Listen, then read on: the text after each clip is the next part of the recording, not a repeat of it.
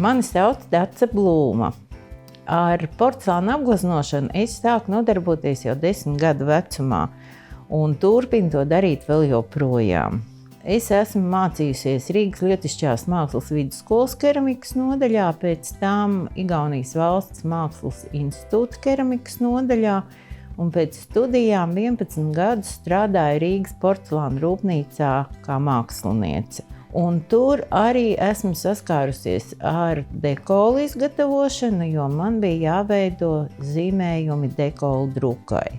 Pēdējos 12 gadus atkal esmu atgriezusies pie dekolu izgatavošanas, strādājot Sijā Dekolu servisu Ornandum, kas ir tieši porcelāna rūpnīcas dekolu ceha mantinieks.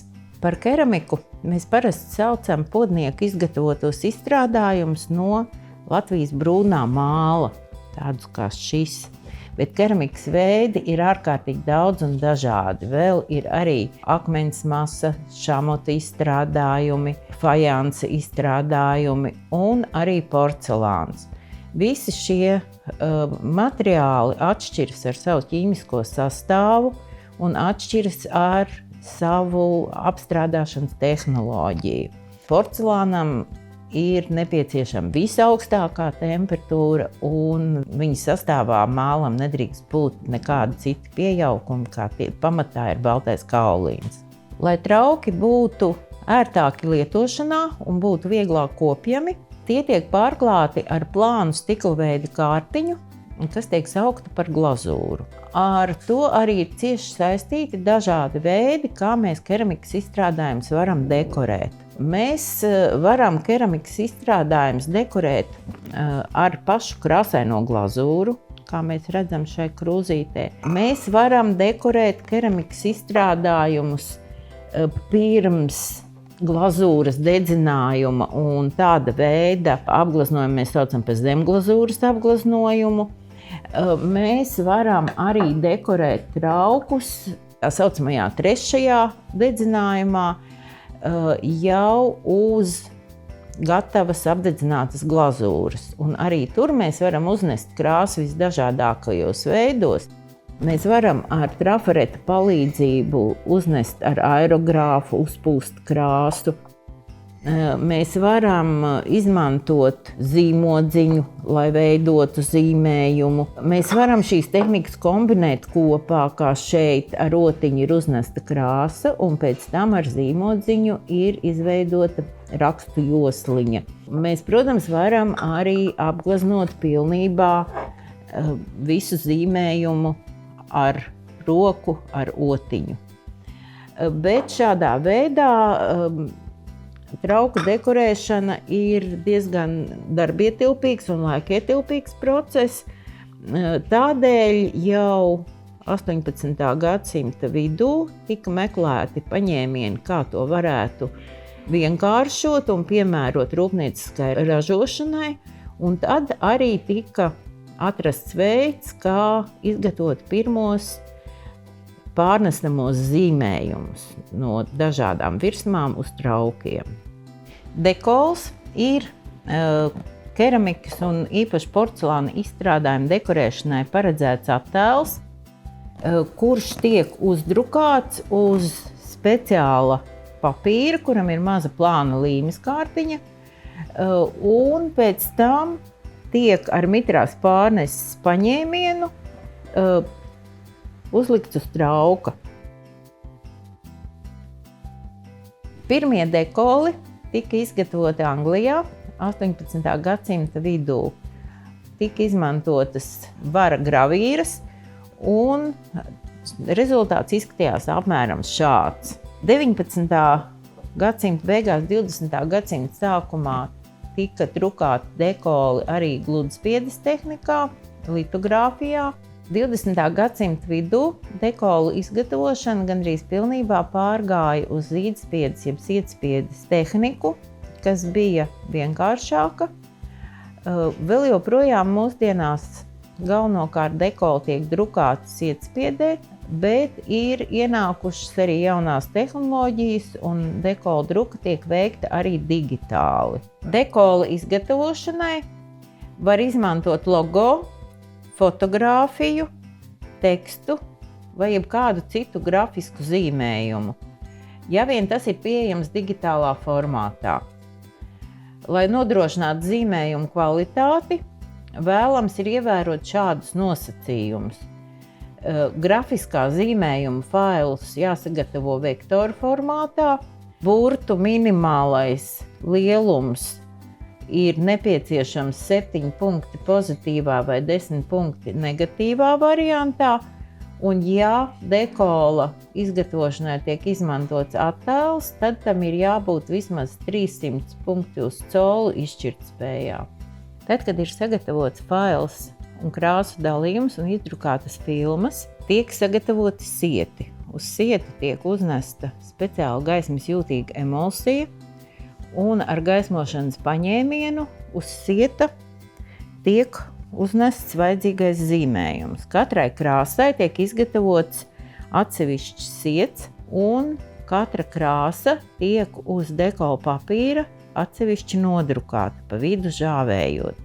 Un tad, kad visas krāsas ir nodrukātas, tad zīmējums tiek pārklāts ar transporta plēvi, jeb tā saucamo laku. Gatavojot jaunu zīmējumu, vispirms ir jāizvēlās trauks, uz kura tas zīmējums tiks novietots. Ir atšķirība, vai mums būs cilindriska krūze, vai šī krūze būs izliekta, vai varbūt viņa būs pavisam neliela. Jo vienu un to pašu zīmējumu mēs uz visiem šiem traukiem uzlikt nevaram. Uz cilindriskas krūzes šāda veida zīmējums pieguļ lieliski. Tur mums viss ir kārtībā. Bet ja mēs viņu mēģināsim uzlikt uz šīs mazās krūzītes, mēs uzreiz saprotam, ka šis zīmējums mums ir pa lielu, un vēl piedevām viņš mums arī aiziet slīpumā, nepieguļ pie trauka tā kā vajadzētu. Tad mums ir jāveido speciāli piegriezne, piemēram, šai krūzei, lai mēs varētu šāda tipa zīmējumu uzlikt uz trauka. Viņš ir jāpārveido, un tad viņš mums piegulēs tieši pie šīs krūzes, un mēs viņu varēsim apdrukāt ar šo zīmējumu. Drukājot sietspiedes tehnikā zīmējumu, mums katrai krāsai ir jāizgatavo atsevišķs siets. Tātad mums zaļai krāsai būs viens siets, sudrabotajai krāsai būs otrs siets. Caur šiem sietiem mēs varam drukāt dažādas krāsas, kā šeit, teiksim, te ir izmantots viens un tas pats siets, gan sudrabotajai un dzeltītajai krāsai, gan arī zaļajai un zilajai krāsai. Mēs varam mainīt krāsas, bet mēs nevaram mainīt vietām zīmējuma novietojumu pret krāsu. Un tātad arī zīmējums mums ir jāsadala pa krāsām. Līdz datortehnika ienāca mūsu dzīvē, šīs te krāsu dalījums tika veidots ar roku, mākslinieki uzzīmēja zīmējumu uz papīra, pēc tam fototehnikā zīmējums tika nofotografēts, un no zīmējuma tika mehāniski ar roku izņemtas, izkasītas ārā liekās krāsas, tādējādi atstājot katrai krāsai vienu filmu, kas tika pēc tam atkal savukārt pavairota fototehnikā, un tika izveidots šāds te salikums. Ienākot mūsu dzīvē datoram, šis process ir ievērojami atvieglots. Mēs varam šo krāsu dalījumu izveidot digitāli un uzreiz izdrukāt vajadzīgās filmas atsevišķi. Tātad šādi izskatītos tas zīmējums kopā salikts, bet mums ir divas filmas, uz kurām uz vienas mums ir sudrabotais, jeb zeltītais fona raksts un ornaments vai nu ar zaļo vai zilo krāsu, ko mēs drukājam, mums ir uz otras sieta. Nākošais solis ir dekolam piemeklēt vajadzīgos krāsu toņus. Dekolu mēs drukājam ar speciālajām profesionālajām porcelāna apgleznošanas krāsām, kuras sastāv galvenokārt no metāla oksīdiem, un galvenais ir tas, ka viņām ir jāiztur liela apdedzināšanas temperatūra, vismaz 800 grādi. Krāsu ražotājs mums piedāvā noteiktus krāsu toņus. Visi pārējie toņi, ja tādi ir nepieciešami, ir jāveido savstarpēji šīs te krāsas jaucot vienu ar otru.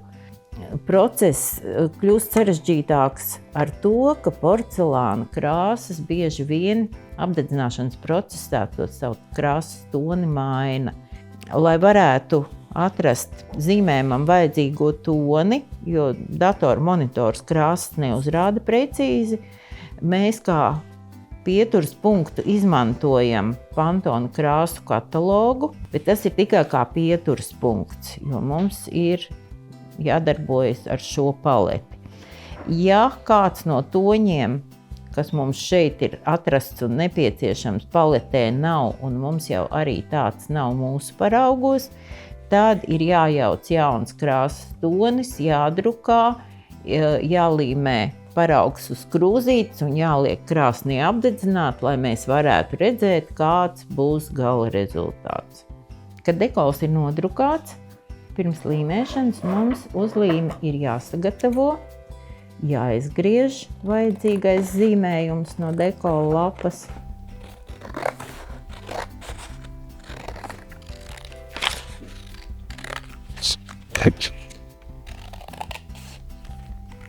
Un pēc tam uzlīmi mēs iemērcam ūdenī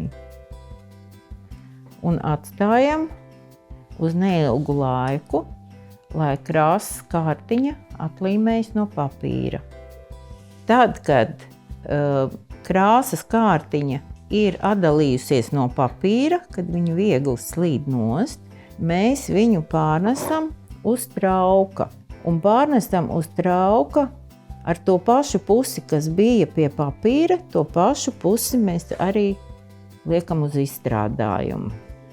Kamēr vēl apakšā ir ūdens, tikmēr tā uzlīmīte viegli slīd pa krūzīti.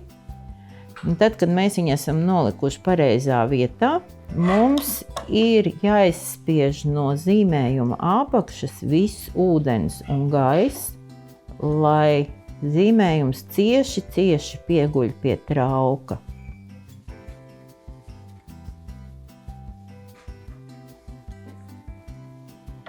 Un tagad krūzīti jāatstāja vismaz uz 2 stundām, lai labi nožūst.